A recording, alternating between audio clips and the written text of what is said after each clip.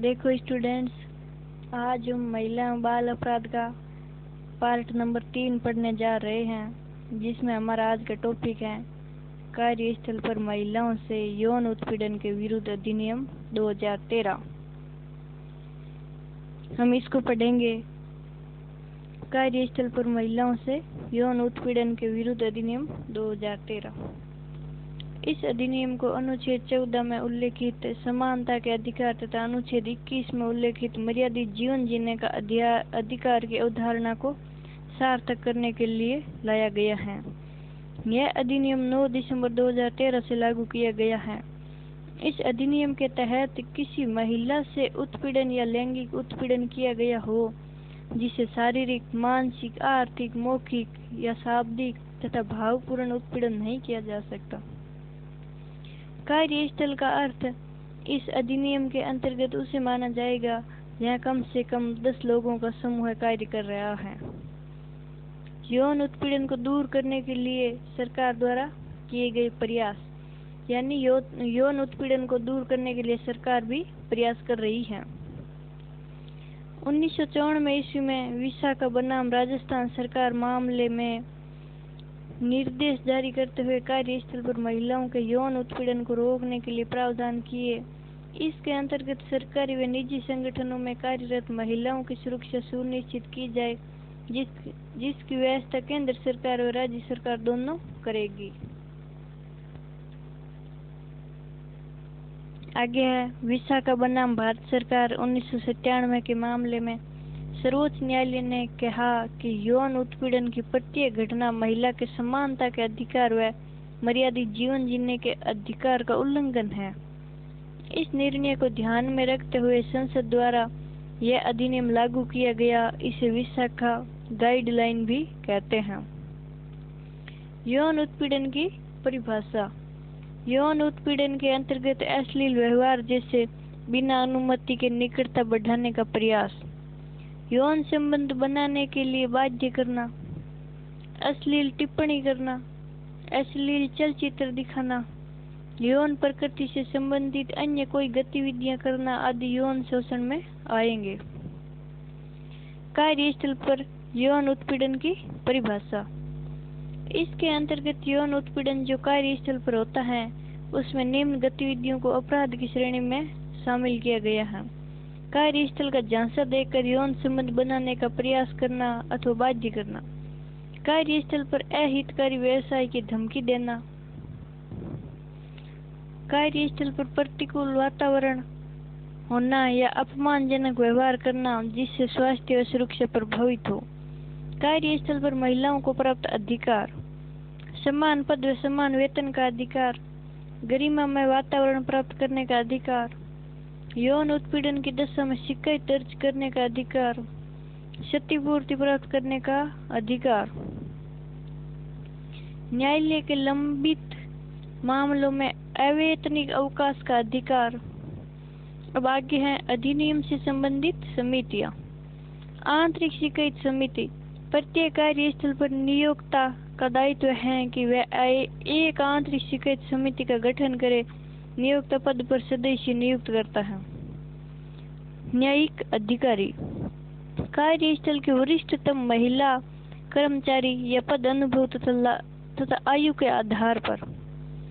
अन्य सदस्य। कुल सदस्यों में से 50% महिला होना आवश्यक। एक सदस्य किसी एनजीओ या किसी समाज सेवी संगठन से नियुक्त किया जाएगा। जो एनजीओ या संगठन महिला कल्याण में कार्य कर रहा है। पीड़िता को इस समिति के समक्ष 3 माह के भीतर शिकायत करना आवश्यक है। शिकायत प्राप्त होने की स्थिति में आंतरिक समिति का यह कर्तव्य है कि वह मध्यस्थता से मामले को निपटाए, अन्यथा मामला स्थानीय शिकायत समिति को स्थानांतरित कर दे। स्थानीय शिकायत समिति। प्रत्येक जिला अधिकारी का यह कर्तव्य है कि वह अपने जिले में स्थानीय शिकायत समिति का गठन करे, जिसमें निम्न सदस्य जिला अधिकारी द्वारा नियुक्त किए जाते हैं। न्यायिक अधिकारी। अध्यक्ष जिले की समाज सेविका। अन्य सदस्य अध्यक्ष के अलावा 3 अन्य सदस्य, जिनमें से एक सदस्य एनजीओ से नियुक्त किया जाएगा। न्यूनतम 2 महिला सदस्य होना आवश्यक है। न्यूनतम 1 सदस्य SC/ST का होना आवश्यक है। आगे है इसके कार्य।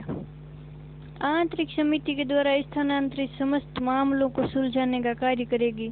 यदि कोई शिकायत स्वयं नियोक्ता के विरुद्ध हो, यदि किसी कार्यस्थल पर आंतरिक समिति का गठन नहीं है, तो उन मामलों की सुनवाई भी स्थानीय शिकायत समिति करेगी। यदि स्थानीय शिकायत समिति मामले को सुलझाने में असमर्थ रहे, तो पुलिस अथवा मजिस्ट्रेट को शिकायत स्थानांतरित कर दी जाती है। स्थानीय शिकायत समिति आरोपी के विरुद्ध निम्न आदेश जारी कर सकती है: लिखित माफी, 50,000 रुपये का जुर्माना, पदोन्नति पर रोक, नौकरी से निकालना, चेतावनी देना और वेतन में वृद्धि पर रोक।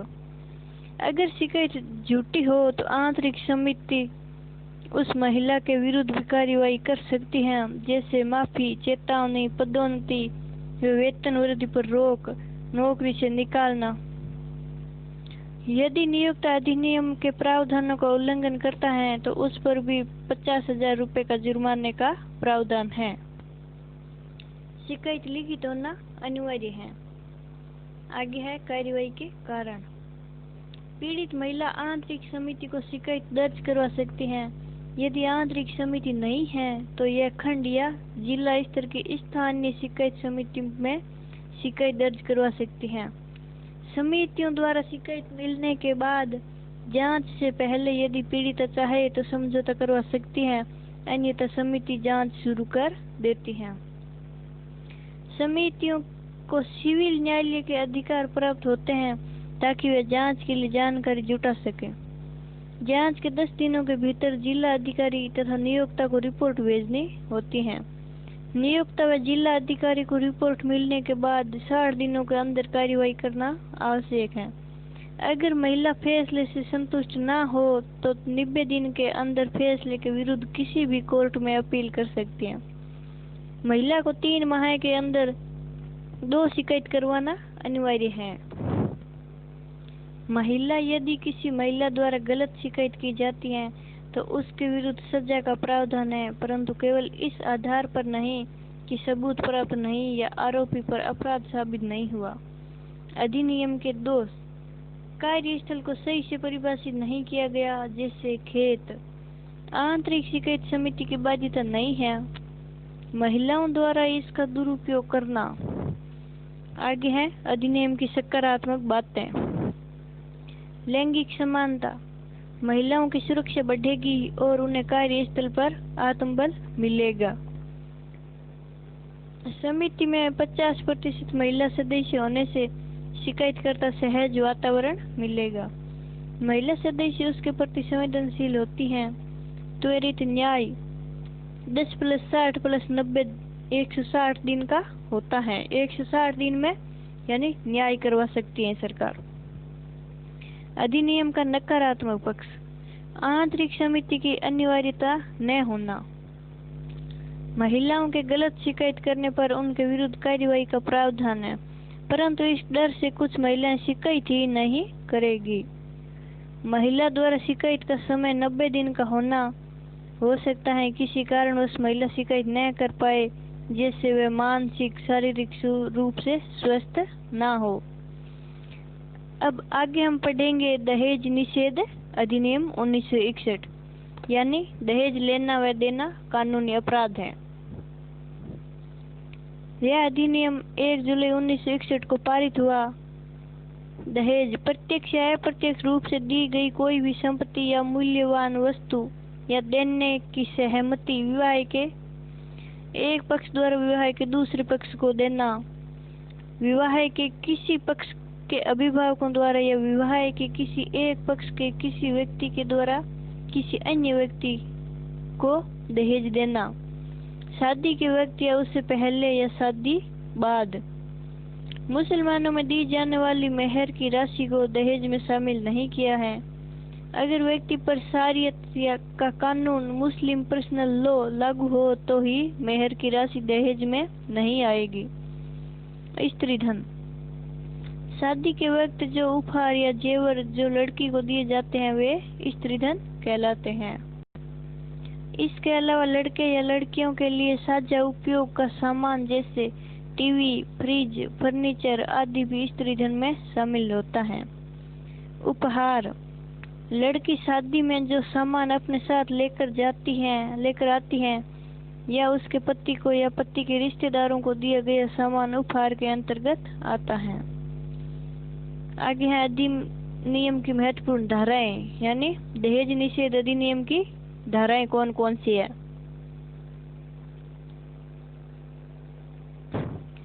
धारा 2 में दहेज की परिभाषा दी गई है। धारा 3 में दहेज लेना व देना अपराध है। अगर कोई दहेज लेता या देता है तो उसे न्यूनतम सजा 5 वर्ष कारावास होगा अथवा जुर्माना 15,000 रुपये या उतनी राशि जितनी कीमत उपहार की हो, इन दोनों में से ज्यादा होगा वो वसूल किया जाएगा। धारा 4 में दहेज की मांग के लिए जुर्माना यदि किसी पक्षकार के माता पिता या अभिभावक या रिश्तेदार प्रत्यक्ष या अप्रत्यक्ष रूप से दहेज की मांग करते हैं तो कम से कम 6 माह अधिकतम 2 साल तथा 10,000 रुपये जुर्माने का प्रावधान है। धारा 4A किसी व्यक्ति द्वारा प्रकाशन या मीडिया के माध्यम से पुत्र या पुत्री के शादी की एवज में व्यवसाय या संपत्ति या हिस्से का प्रावधान दहेज की श्रेणी में आता है। कम से कम 6 माह तथा अधिकतम 5 साल तथा 15,000 रुपये जुर्माना। धारा 6 में कोई दहेज विवाहिता के अतिरिक्त अन्य व्यक्ति द्वारा धारण किया जाना तो दहेज प्राप्त करने के 3 माह के भीतर या औरत के नाबालिग होने की स्थिति में उसके बालिग होने के 1 वर्ष के भीतर उसे स्थानांतरित किया जाए। यदि महिला की मृत्यु हो गई तथा संतान नहीं है तो अभिभावक को दहेज अंतरित किया जाए और यदि संतान है तो संतान को दिया जाए। धारा 8A में घटना के 1 वर्ष के अंदर शिकायत करना। धारा 8A दहेज निषेध अधिकारी की नियुक्ति राज्य सरकार के द्वारा की जाएगी जो बनाए गए नियमों का अनुपालन करवाएगा। आगे हम पढ़ेंगे दहेज प्रताड़ना से संबंधित IPC की धाराएं। धारा 498A इस धारा के अनुसार किसी महिला को उसके पति या पति के नातेदार द्वारा क्रूरता की जाए तो 3 वर्ष की सजा का प्रावधान है। धारा 304B दहेज मृत्यु।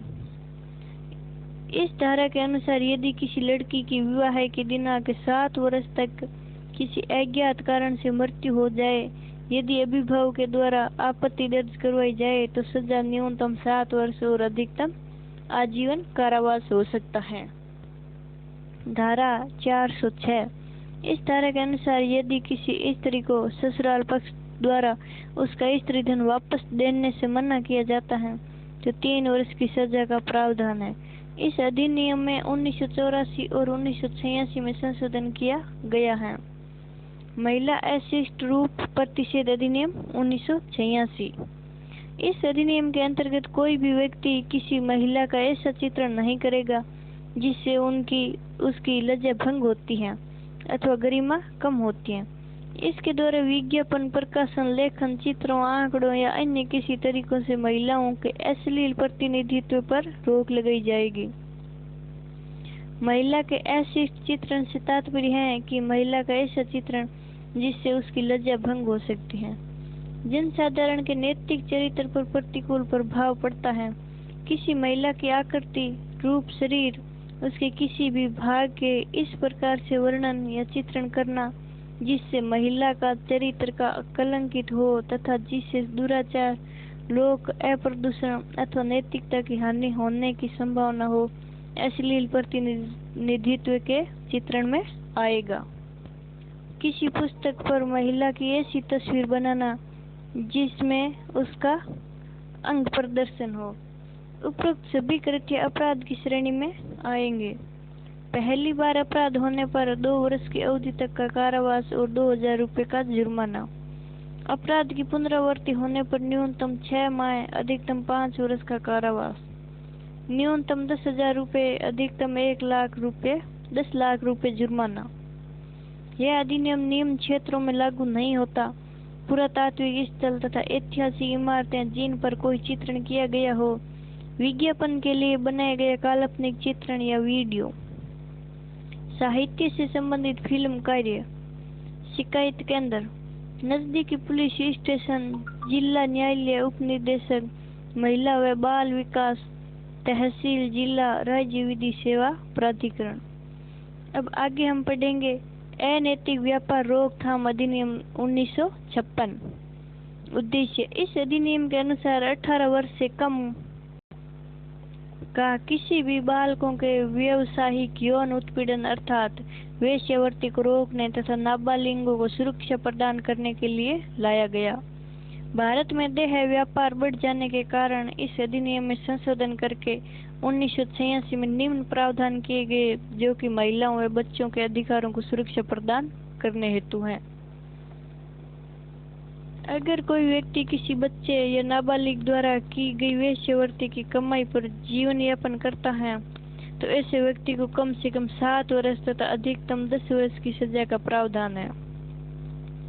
यदि कोई महिला वेश्यावृत्ति करते हुए पकड़ी जाए तो 7 वर्ष की सजा का प्रावधान। अगर कोई आदमी या स्त्री वेश्यावृत्ति के पैसों से अपना जीवन यापन करते हैं तो अधिकतम 2 वर्ष की सजा का प्रावधान। 18 साल से कम उम्र की लड़की को गैर कानूनी संयोग के लिए बहलाना फुसलाना, धारा 366 ए। आगे हम पढ़ेंगे धारा 366 ए। यदि कोई व्यक्ति किसी 18 साल से कम उम्र की लड़की को फुसलाता है, किसी स्तर से जानने या कोई कार्य करने को या जानते हुए भी कि उसके साथ किसी अन्य व्यक्ति के द्वारा गैर कानूनी संभोग किया जाएगा, तो 10 साल के कारावास का प्रावधान तथा जुर्माना भी। आगे है विदेश से लड़की का आयात करना, धारा 366 बी। यानी विदेश से कोई लड़की का आयात करना, विदेश से कोई लड़की मंगवाना या विदेश भेजना, तो उसे धारा 366 में दंड देगा। धारा 366 बी।